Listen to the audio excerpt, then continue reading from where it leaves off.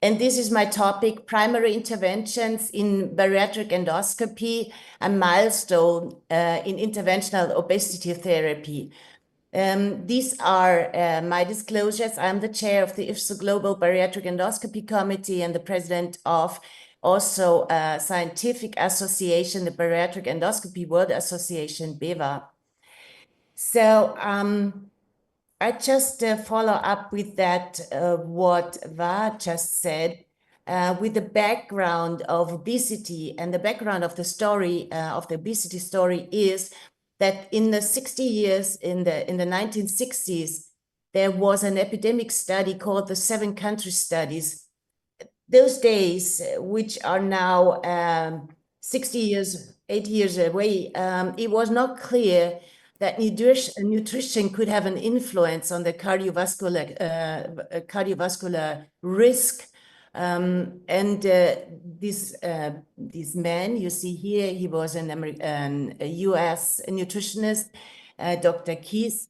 He made the first really global epidemiological study on nutrition and its influence on cardiovascular risk.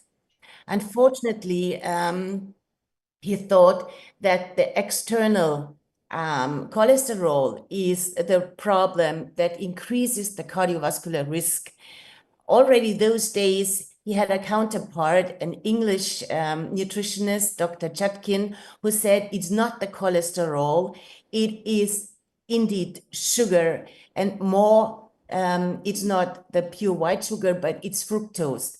But anyhow, this epidemiological study of Dr. Keys was adopted, and you can see here that with banning fat from nutrition and instead of fat adding fructose, the obesity epidemic began to start, especially in the US, and you see the numbers, how it did increase for the last years. So we really do have an obesity epidemic that is dependent on a lot on the fructose adds in the nutrition, because fructose unfortunately does not demand insulin, and this is what we call empty calories. So why would endoscopy be important? It is important because only 1% of all eligible patients are treated with surgery, while 99% are not treated, and this is an unmet need. Endoscopy can jump in this gap. So where do we stand? You all know that interventions are rated by its efficacy versus its invasiveness. And you all know that then more than 100 years, it is tried to do diet and exercise, but this has not a lot of impact on the weight. Now we are in the era of medications that are ubiquitous around the world, but the same indication range has endoscopic bariatric metabolic treatments. And of course, we have the surgical options, which are evidently known as very effective. But medication and endoscopy has this, not only the same indication, but lead also to the same amount of weight loss and effect. So what you have to know before we discuss all of that is that catabolism or weight loss is simply not a biological concept of nature. That means to achieve weight loss, you must trick nature a little bit, because nature does not want to give away weight. So how can we proceed? What can we do about that? We have to know, and this already was said by my highly appreciated previous speaker, Va. He said, we need to know the background, how it is transmitted to how weight is transmitted, or nutrition is transmitted, or energy intake is transmitted to the brain. And what we know about that is that there is a gut-brain axis, of course, And this gut-brain axis is transmitted via a wired communication. This is the vagal nerve. And if you look at this very impressive picture about the branches of the vagal nerve really embracing the stomach, you will see that this is really the wire that communicates nutritional intake to the brain. And on the other side, we have the wireless communication, which are the hormones. So what do? They inform via the gut-brain axis, the brain, and especially two centers, the hypothalamus, as well as the mesolimbic system, which are interconnected about the intake of energy, because it is the brain that is hierarchically the most favored energy recipient in the body. It always has priority. So this is why the brain decides our desires for nutrition, but not only that, but also the metabolic situation, whether we need energy or we don't. And this is the path we have to influence with our interventions. What are the key objectives of our metabolic and bariatric weight loss interventions? It is, of course, to lose weight. And if you look at this slide, and it was said before as well, stigma is not only that keeps a lot of therapists off treating patients with obesity, but is also the most important point for the patient itself, because the patient want to be included in society. They want to get rid of this stigma of obesity. So it is the reduction of stigma and the improvement of quality of life itself that is the most important point and the most important key objective of weight loss interventions. But not only that, we also, of course, as therapists, want to reduce the central obesity. Why do we want to reduce that? Because this indeed is a metabolic organ, and with reduction of central obesity, we also reduce the cardiovascular risk. But we also want to reduce hyperinsulinemia. Hyperinsulinemia that leads to type 2 diabetes and to MASH. And so this is the second most important key objective of our weight loss interventions.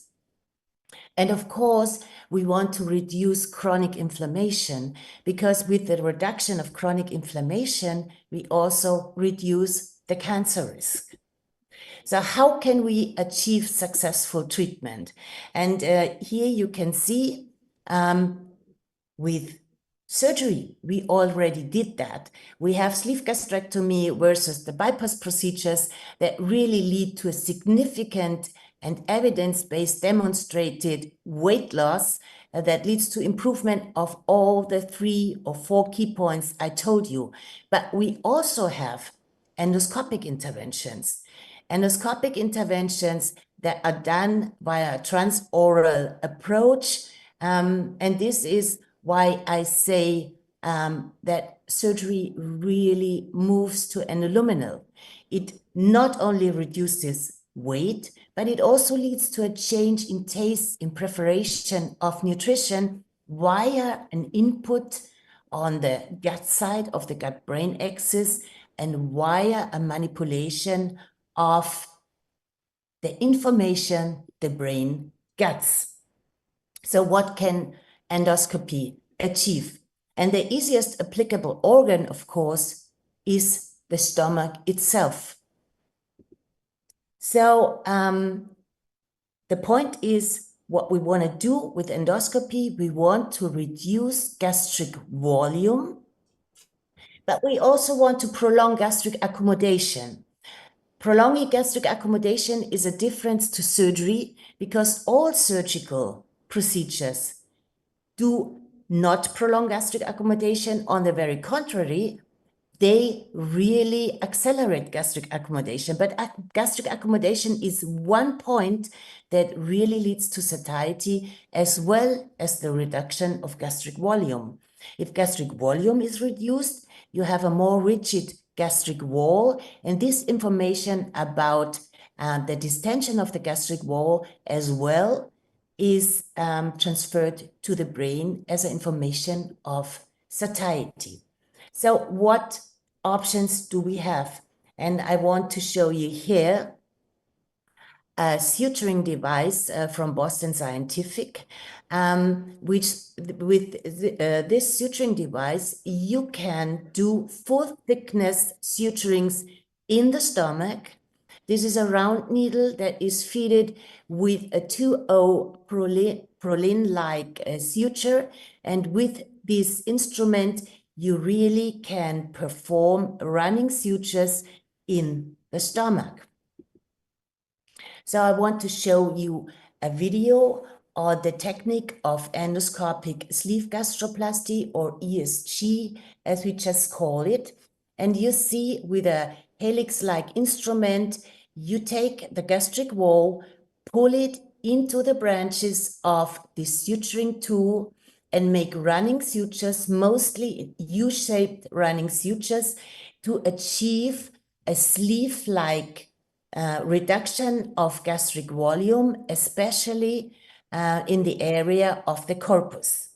In contrary to sleeve gastrectomy, the fundus is left in place, and this left in place fundus acts like a pseudo pouch, leading to prolonged gastric accommodation, one part of satiety, despite the fact that the volume of the stomach is reduced and the satiety information is transferred much earlier to the brain than normal.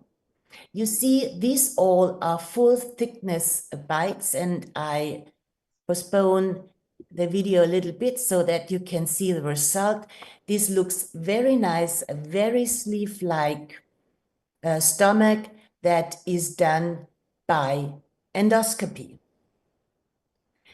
This has another advantage because you don't touch the angle of His with the endoscopic procedures. That means that this endoscopic sleeve gastroplasty does not lead to reflux, which is one long-term problem after sleeve gastrectomy. So let me go on. As of December 2022, there were already published 200 international peer-reviewed medical articles on this procedure. And this means that ESG is really a popular endoscopic bariatric intervention. So there was a milestone, which is the MERIT trial. The MERIT trial was performed, the PI was Professor Barham Abudayev.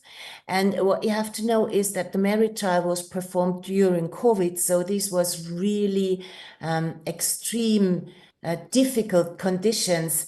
This RCT was performed, and he compared the endoscopic intervention with lifestyle intervention and found out and could demonstrate that, of course, the endoscopic intervention is significantly leading to a higher and better weight loss than the lifestyle intervention. And this, on the left side, you see how it was performed. It was performed in a crossover design, meaning that after 12 months, they evaluated the results of both groups that were compared, lifestyle and ESG, and they could show that the excess weight loss was much higher, 49.2% in the ESG group versus 3.2% in the lifestyle intervention group. And this was, of course, highly significant. And this also applied for the total body weight loss, which was 13.6% in the ESG group versus 0.8% in in the lifestyle group. And moreover, they could demonstrate that this is a really safe intervention because they only had severe adverse events in 2% and no mortality. And the severe adverse events were mostly bleeding or fluid collection in the abdomen, in the extra gastric space. It also had an input on diabetes, hyperlipidemia, hypertension, and the metabolic syndrome itself. So this is really a bariatric procedure with a significant input in the run of obesity. And there were meta-analyses also performed after that, based on this RCT, providing a 1A evidence and also showing that this is really a safe procedure. It was even in comparison to endoscopic sleeve gastrectomy, but this is a very different procedure than endoscopic sleeve gastrectomy. But anyhow, they compared it and showed that it is not as successful as the operation, but it does not lead to the problem of reflux like the operation did. Moreover, and this is really our task for the absolute nearest future. Moreover, there is a 2B evidence in the treatment with this intervention in adolescents. And this publication came from Professor Al-Khatami from Saudi Arabia, showing in 109 adolescents that this is a safe and really successful procedure. And I have to tell you, the most important point is that adolescents, and here was the mean age 7.6 years, you can imagine how long they would need to take medication if they would be treated with medications for the rest of their life. This is a much too long time span for that. And you can also imagine that if they were treated with surgery, classical surgery, with the risk of reflux or dumping syndrome, this also would be a problem for patients with that age. So all these published articles lead to the fact that IFSO recommends in its guidelines from 2023 that ESG is an intervention that maybe that combined with lifestyle is preferable to lifestyle alone in class 1 and class 2 obesity. But, and this was new and was a difference to the MERIT trial, but it is also applicable in adults with class 3 obesity who either do not qualify or not operable, given medical psychological comorbidities that made this that way, or do not wish, and this is a very important point, do not wish to undergo surgery. And this was very future sighted of IFSO. They also recommended ESG for adolescents with class 2 obesity. With a very, very limited distance of time, there was a publication in the New England Journal on obesity in adolescents saying that they should be treated with medication or surgery. And this was the reason why Professor Abu Daif and I wrote a comment on that to the New England Journal, saying that it is really important to recognize that there is an endoscopic intervention for this patient group. And if you look at that, and this is really important, and you can see that this study was performed by the Childhood Obesity Intervention Cost Effectiveness Group, showing that really adolescence is a patient group that has to be respected and has to be treated. And there is actually indeed an RCT ongoing in India comparing ESG and now versus medication. And so let's see what is the outcome of this RCT. Hopefully it will be finished this year, but we also plan to do a global study on endoscopy in adolescents. What you have to know is that the first 3 recommendations was adopted in Great Britain for the NICE guidelines. It is adopted in Italy and in further other European countries. And this is an important point that ESG is really now, after we also published the IFSO Bariatric Endoscopy Committee statement, is really acknowledged as an intervention in the treatment algorithm of obesity. And it's not a secret that there are other tools, suturing tools for that. On the right side, you can see in comparison to ESG, the POSE procedure. The POSE procedure is performed with the incisional-less operating platform, which is just now ongoing in the OR here. And it is also a gastroplasty technique that, in difference to ESG, is performed with single sutures. This is a difference. The other difference is that this is another thread that is used, but both gastroplasty techniques both lead to a prolonged gastric emptying that was measured by the Mayo Group, which you can see here in the middle of the slide, demonstrating that this is really one mode of action of these interventions. It's restriction plus prolonged prolonged gastric emptying. And I want to show you also the POSE device. Of course, this is the incisional-less operating platform, and I will go on a little bit. And these are the anchoring of the applications in the mega. It's a double helix super mega fold procedure where you need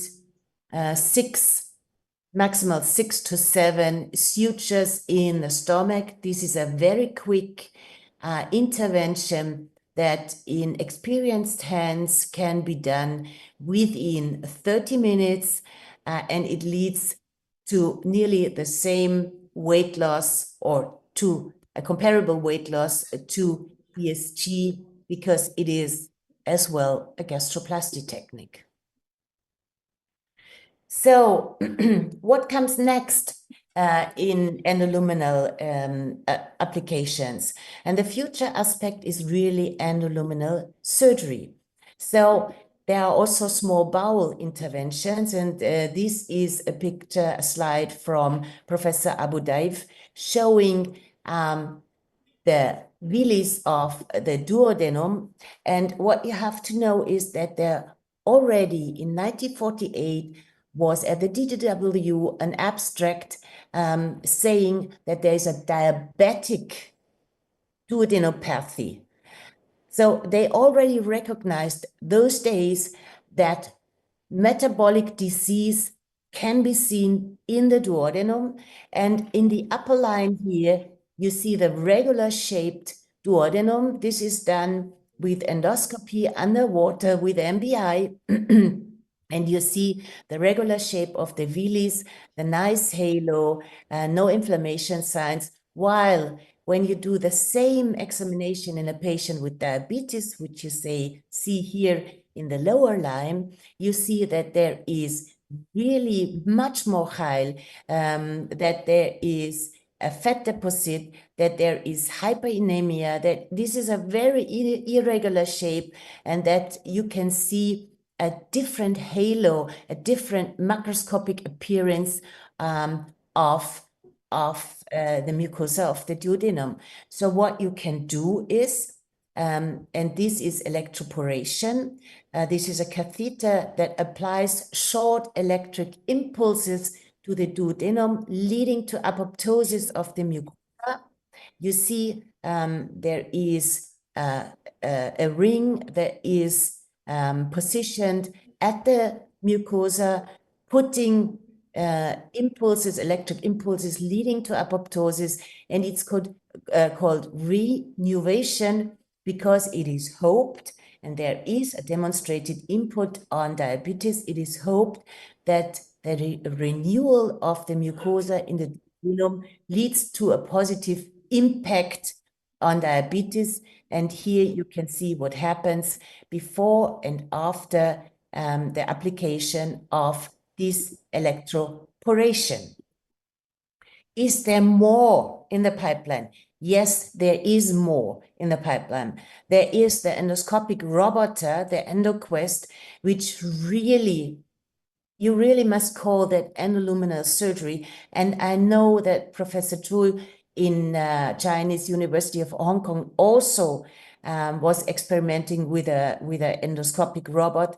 This is really endoluminal surgery where you can oppose the instruments endoluminally, where you can suture like you suture laparoscopically, where you can cut and everything.